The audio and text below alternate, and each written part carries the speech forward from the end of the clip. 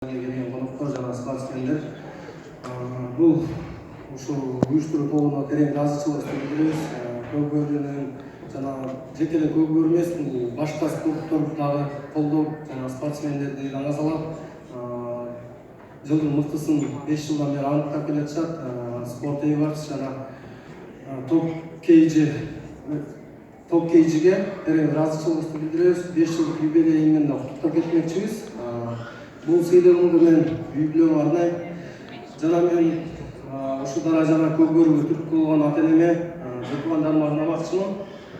Жана ошондой эле мен колдоп келген жанымдагы досторум баарына терең ыраазычылыгымды билдирем. Жана менин ушул эң биринчи тренерлерим Алсейитов Анарбек, Бөкөнбаев Музбек, Азиз Уралиев, Марат Сырдыбаев деген майкелерге да терең ыраазычылыгымды билдирип кетмекчимин. Дагы ошондой эле Көкбөрү курма командасы 5 жолу түзүлгөн Көкбөрү боюнча. Ошондогу тренерлерди атап кетсем, жана жетекчилерди Рамис Жунусалиев, Нурстан Толтоев, Кадыбек Кубатов байкелерге да терең ыраазычылыгымды билдирип кетмекчимин. Жана ошондой эле 5 жылдан берки өзүмдүн клубумдагы жетекчи байкелериме, тренериме да терең ыраазычылыгымды билдирип кетем.